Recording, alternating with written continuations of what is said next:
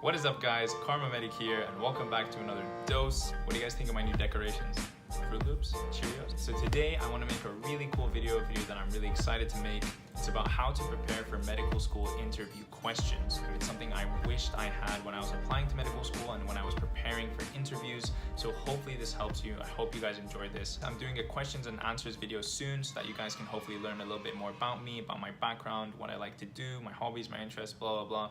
So if you guys have any questions at all, whether that's personal, academic, about KCL, about medical school, about applications, about me, about whatever, just leave them in the comment section down below on YouTube or on my Instagram page, Karma Medic.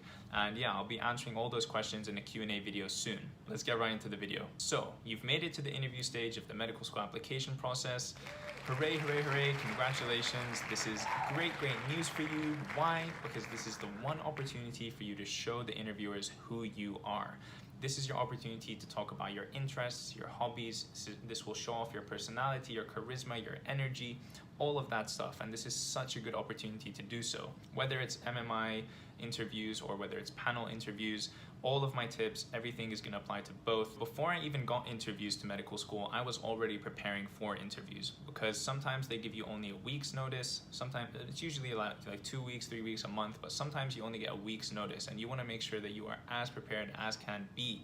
So I started preparing before I even got any interviews. I was fully committed, I was fully dedicated. How interviews work is that interviewers are going to ask you questions and you're going to have to give an answer. You're going to have to give a fairly short answer and it's going to have to include everything that you want to say as succinctly as possible, giving the most detailed and important information as possible. When you're preparing for medical school interview questions, you want to know what kinds of questions are asked. And the absolute best way to do this is to just do tons of research on the internet. Step one is to make a Word document. Title it whatever you want. Blah, blah, blah's lit interview questions document, and you're gonna write down all the damn questions that you find on the internet that have to do with medical school interviews. Every single question. Why do you want to be a doctor? What's your biggest weakness? What's your biggest strength? Why this university? What makes you a good doctor? Blah, blah, blah. Every single question, you're going to want to write it down on that document. And beneath each question, you're going to start building your response. You're going to start building an answer. So a great way to find questions is to obviously just scour the internet. There's tons and tons of resources. Most importantly, you want to go on previous forums or university websites and look at the types of questions that they ask. A lot of times, the universities themselves will talk about what they will ask in an interview, what kinds of things they want to see in an interview candidate, and you want to make sure you write those down and you have them present. Second of all, go on the student room, go on other forums, and look at students who have already been through the interview process. Look at what kinds of questions they were asked, because it's very likely you'll be asked similar questions. Now, a lot of people say that you shouldn't prepare for an interview, that your answers should be like automatic, and that you should be able to come up with your response on the spot. I couldn't agree with this piece of advice less. I couldn't want you to disregard it anymore. You should prepare for the interview like this is your life. Like, the interview is the most important part. This is where the admissions committee is going to decide if we want you or we don't want you. Prepare for this every single damn day, every hour that you have. You want to make sure that you kill it. It's the last piece to the puzzle and it's super, super important. You can practice not being generic. You can practice not talking like a robot. You can practice sounding authentic. Don't worry about that stuff. Just make sure you have your content down. You make sure you say what you want to say and get that across to the interviewers, and then you can fix how it is that you're saying it and your delivery. I'm gonna go through a couple of steps that I think is the best way to create your answers, to come up with what you need to prepare for a medical school interview question. So like I said before, first things first is to gather a huge range of questions. I'm not kidding. I probably had hundreds of questions in my document. I ended up with a 10,000 word document of my responses. This is no joke. You need to prepare and make sure you're ready for the interviews. After you've got down all of your questions, you have to start somewhere. So choose the questions that you think are going to be most relevant, that you think might come up the most often, and make sure you have answers for those questions first before the more obscure questions. So you choose the question, why do you want to be a doctor? Then beneath it, you're going to sit down, you're going to think, and you're going to write out, you're going to type out your response to that question. Now, when writing out your response, you want to use STAR, S-T-A-R. And the reason for that is it's a really good way to structure a question. The S stands for situation. You want to give a really brief description of what the situation was. Just a quick summary of where you were, what you were doing, type of thing. This is not the most important part of the question. Then you want to talk about the task. What were you asked to do? What is it that you had to do? Again, not super important. This needs to be brief. Now, the super important two things are actions and result or reflection. Actions is what you did to tackle this problem, what you did to change something, your actions, your initiative. This is the most important part and where the bulk of your answer should be. Following that is the result and the reflection. The result is also very important, but the reflection is even more important. What you learned from that experience, how you changed, how you're gonna go and act now in the future, given what you did, given the experience that you had. The reflection is so super important. Once you've written that out, sometimes it's gonna be a page long if it's something like tell me about yourself or why do you wanna be a doctor, and sometimes it's gonna be a small paragraph long, okay? And that's totally fine. What you want to do is narrow it down to a point where you can speak it in 1 to 2 minutes. You want to sit down in front of your computer and you want to read your response out loud, and you want to time yourself. If it turns out to be 5 minutes long, that's definitely way too long and you need to cut it down. If you're in the UK, you want your answers to be anywhere between 1 and 2 minutes, something like that, because the interviewers are going to ask you multiple questions. They're going to have follow-up questions, so you want to be short and succinct. Once you have your answer down to 1 or 2 minutes, that's great, that's perfect.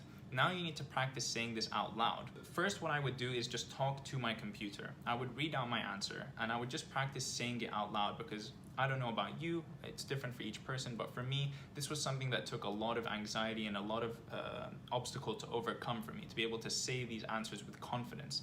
And nothing helps like practice. I would just say it and say it and say it, try and memorize it so I can say it without looking at my computer, because of course you need to remember this all from memory, right?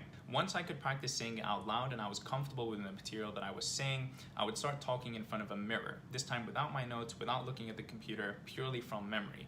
Now, what talking to a mirror helps you do is that A, you have to recall all the information from memory, and B, you're able to see your demeanor. You're able to see how you're acting, whether you're fidgeting, how you look, if you're sitting up straight with good posture, or if you're kind of hunched over like this, if you're maybe leaning into the interviewer to sort of listen to what they're saying, this shows good communication skills, or whether you're just closed off like this and like really scared.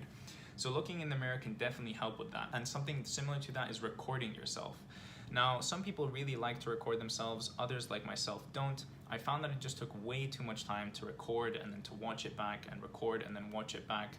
So I opted out for just looking into a mirror and talking to myself that way. Something I even did so that it would be more engaging for me was I just drew a smiley face on a piece of paper and I stuck that on the mirror and I was talking to the smiley face, pretending that that was the interviewer. So after you've spoken to the mirror, hopefully you remember everything from memory now and you've got that part locked down. Now what you need to do is start talking to other people. And this for me was the biggest jump in difficulty. Sometimes it's easier for you to talk to your best friend or to a family member or a parent, and that's definitely where I would recommend starting if that's what's most comfortable for you. For me, I was in Toronto, all of my family was in Greece, and my sister was in the UK, so I didn't really have family to talk to first, and what I opted to do was to talk to people who I didn't know, people who were also preparing for medical school interviews, and that way I think it honestly took off a lot of pressure on me. These people weren't my friends, they weren't my family, they weren't people who knew me, so if I made a complete fool out of myself, if I looked really stupid, it wouldn't matter, no one would care.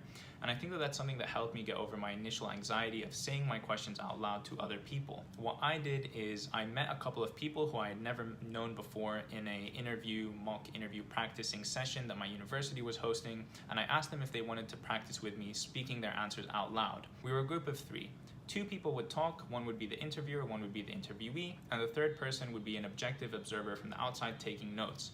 And after one of us gave a response, both the interviewer and the objective third person would give their feedback. Just having that feedback from another person is so valuable, and I cannot recommend it enough. If you can form a small group like this, it is the key to your success, honestly. So form this small group and start asking each other questions. Meet up once a day, as much as you can, and just go in circles. 1 question per person, and you keep switching, rotating who's the interviewer, who's the interviewee, and who's the third objective person. After failing so many times in front of those people, being so red that I was a damn tomato, I finally got over my anxiety of talking to other people.